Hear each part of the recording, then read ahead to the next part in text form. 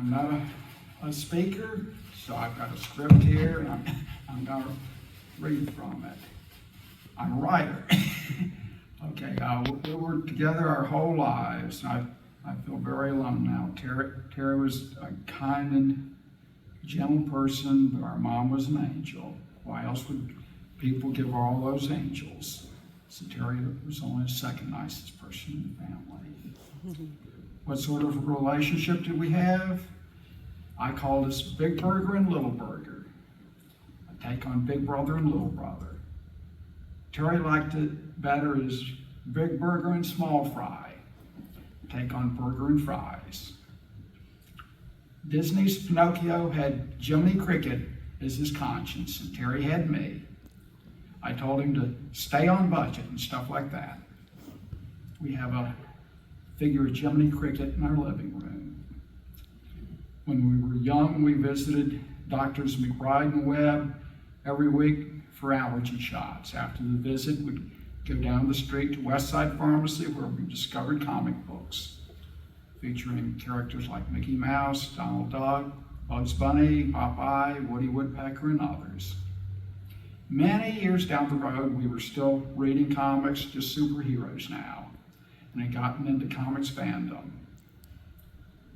I was first published in a fanzine in 1963 when I was 13 years old. That's starting early. We began writing to and visiting fellow fans in nearby cities. After a while, there were so many of them that it was easier to just have everybody visit us.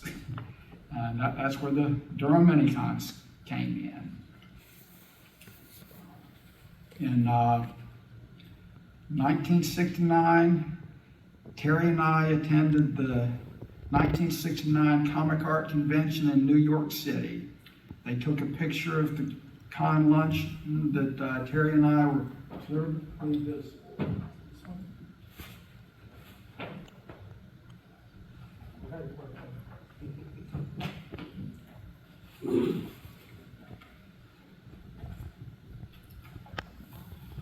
This is the picture. All those people. Here are all the famous artists. There's me, and there's Terry. We were way back in the back from the activities. Well, we were in the best seats for the picture. This is the most famous picture in comic fandom history, and the latest time it was reprinted was in this.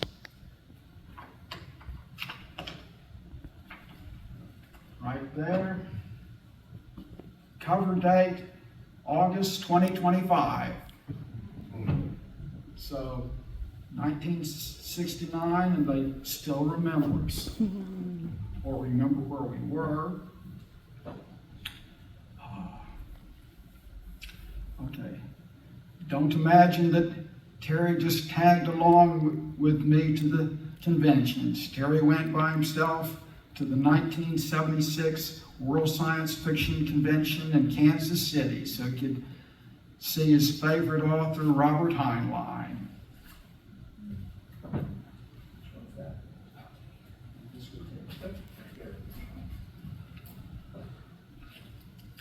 This is the convention booklet from that year, and he was number 1778. And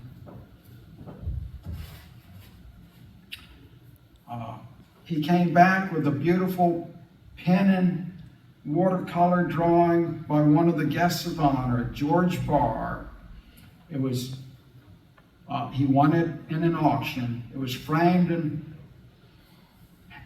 it's hanging on the wall behind my desk now. This is from the auction, and there it is.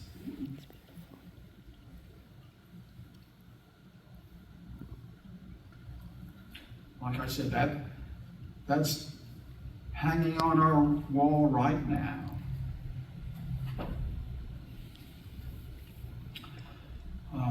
Terry took photos of the people at the many cons and became a photography buff of sorts.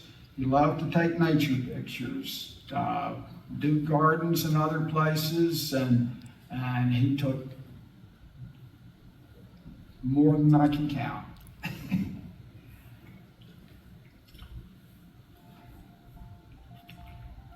His Minicon photos are archived in the Duke Library. Terry had a favorite, if Terry had a favorite photo, it would be the one of author David Drake lounging on our wall. He talked about that one often. Let's say, candid camera. We were both big Duke sports fans. We attended football and basketball games for decades. And we were fans because it was in our blood. When it was time for Terry to get a job, he went into the hotel business because that was what I did.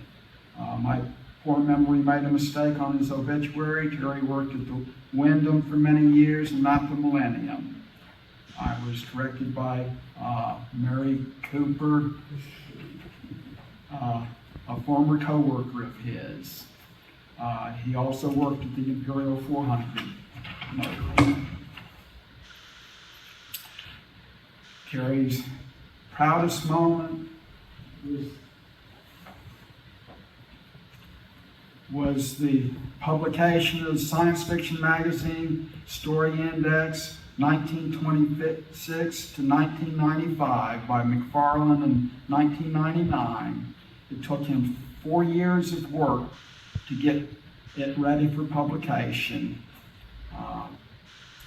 I helped a little, but only with the text and the intro, because that part was my skill. The rest of it's all his.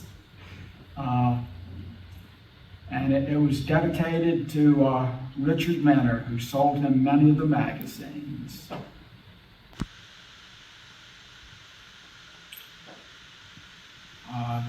Terry loved music and loved to play his CDs. He had eclectic taste. A few of the performers that he liked out of many were ABBA, Roger Whittaker, Ed Ames, The Seekers, the Beach Boys, the Kingston Trio, John Denver, Stan Rogers, the Weavers, and Johnny Horton. Special favorites he played for me over and over were Skyland Fire Dance Suite by David Lanz, White Squall by Stan Rogers, and Over the Rainbow by I.Z.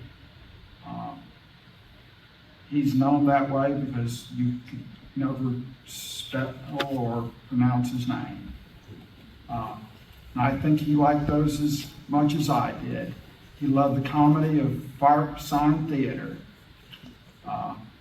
Other special favorites were Goodnight Irene by the Weavers, No Hiding Place, as sung by Solstice Assembly, and Battle of New Orleans by Johnny Horton.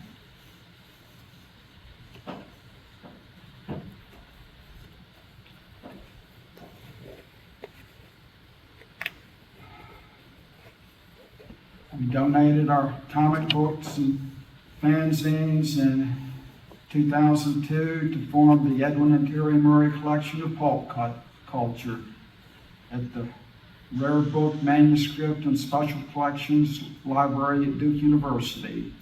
We love Andy Armacost, and the other people at the library who take care of our stuff. This is the thing we're most proud of because our names will be known well beyond our lifetimes.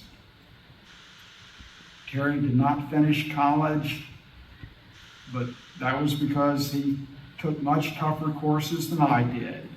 My goal was to get a degree, and I did. Later in life, he discovered the Great Courses DVD series of college-level courses. He got maybe 100 or more of all sorts of topics and watched them for many years, just fun. A course name, Understanding Calculus, is not my idea of fun.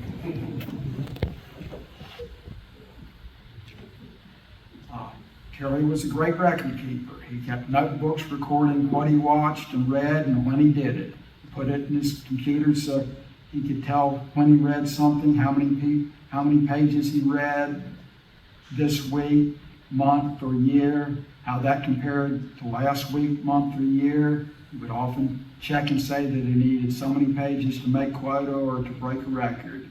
I'm not the smart one in the family. We used to play board games when we were young. Terry became interested again later in life and became a collector of adult board games. Deutscher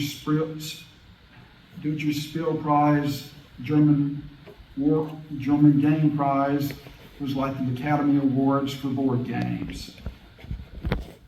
Terry made it a point to collect these and had bookcases full of them, and also a very large table with them stacked to the ceiling. The two sets of gaming awards were the Spiel des Genres for family games and the Deutscher Spiel Prize for gamer games. Terry was a collector, and it was something else for him to collect. And I'm sorry my German is not that good.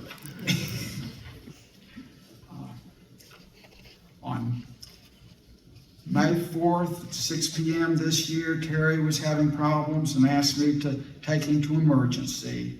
There they discovered that he had high CO2 levels in his blood. He was admitted to the hospital intensive care unit at 2 a.m. on May 5th. He had ALS, or Lou Gehrig's disease. He never came home again. He decided to go to Select Specialty Hospital on May 29 when he left the ICU. On June 26, he went to Ridgecrest Manor Nursing Facility in Duffield, Virginia, where he spent the rest of his life, except for trips to Holston Valley Hospital in Kingsport, Tennessee, and Bristol Regional Hospital in Bristol, Tennessee. He died in his sleep on August 7 at Ridgecrest Manor. Terry was my whole life, and I miss him.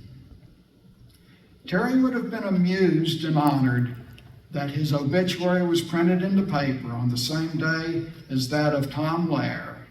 He was a big fan of Tom Lehrer and listened to his songs endlessly. Vatican Rag was his special favorite. I told Terry while he was in the hospital that I was going to write to Locus, the magazine of science fiction. Think of it as Time magazine for the science fiction field.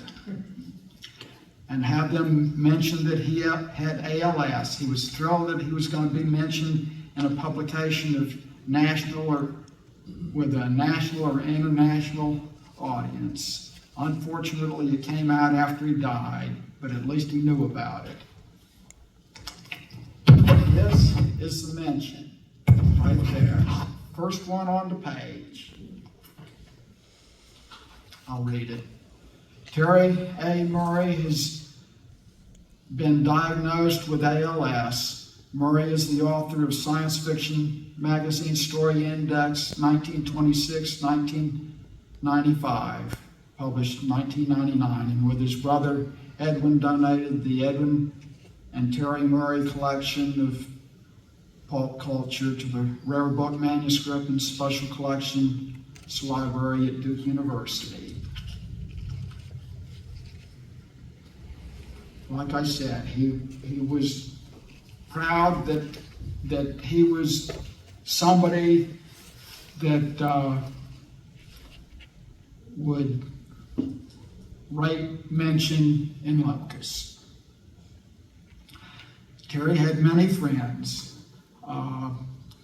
Stephen Hafner of Hafner Press texted Terry that while he had a new book coming out and he was going to send Terry the first copy off the press. It arrived after he had died, but it's sitting at home. Okay.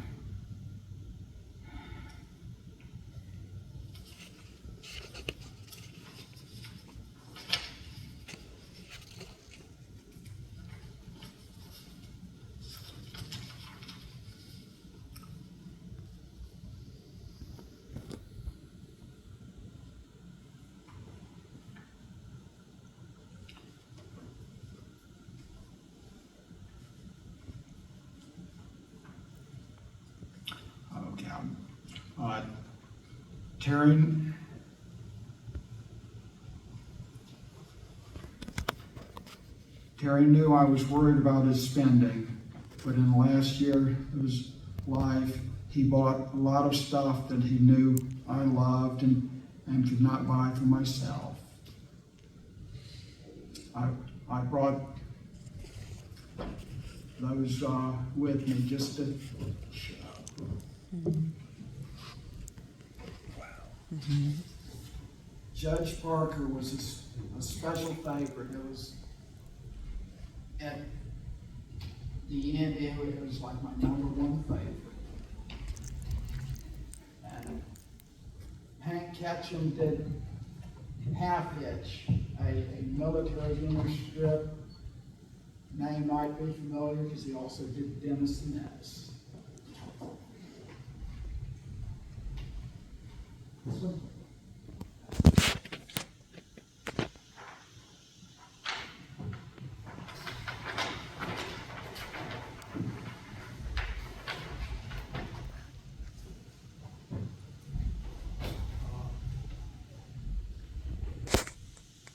Moon Mullins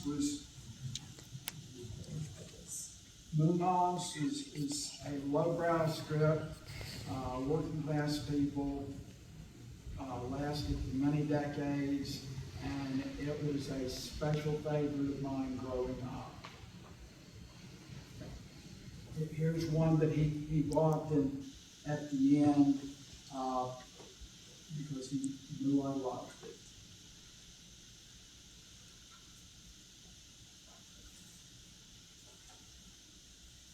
And here are two more.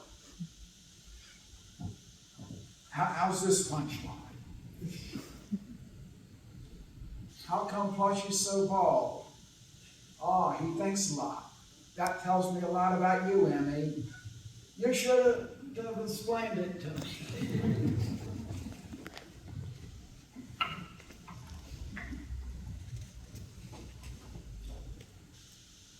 I guess you didn't think it would happen. Yeah, gee, what's it all about? Blessed events finally headed our way. Wow. Congratulate Mammy, she's the one getting the raise. Mm-hmm. Also, Rip Kirby, another special favorite.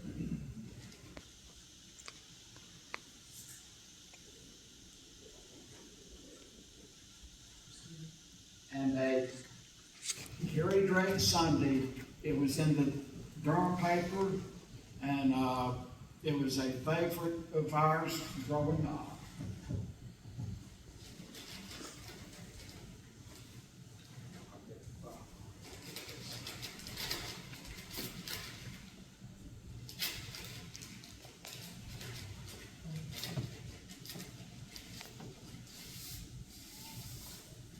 This is Steve Roper. It was also a strip that we read growing up. And here's a week of them.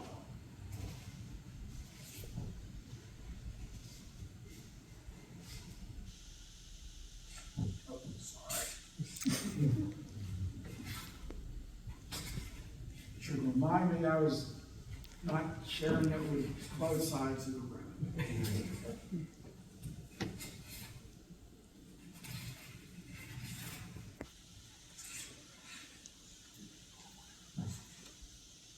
Another one that was in the local paper was Out Our Way. This by J.R. Williams. Another a panel for ordinary people.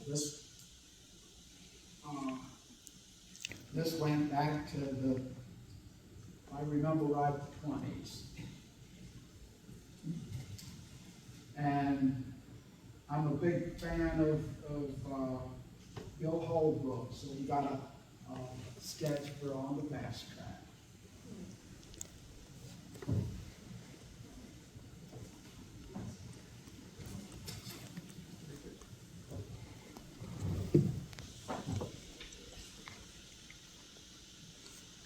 But he was thinking about me in his last time.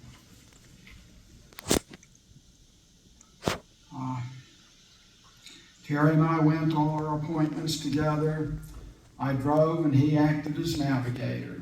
He told me when I needed to make turns and watched out for traffic on the blind side, on his side of the car. One route I hated because it involved merging right into the fast lane where I have to try to see traffic coming over the rear on his side.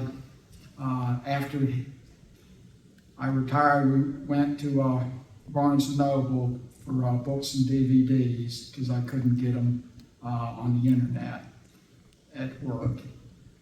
I no longer felt safe attempting to go. So settled for Terry buying stuff for me on his cell phone. And I give him money and take him to the bank to deposit it. Other than the very personal loss of my beloved brother, I'm now cut off from many other things that I relied on his help to do. I can no longer go places or buy things without his help. He didn't just depend on me to take care of him, but I depended on him to take care of me.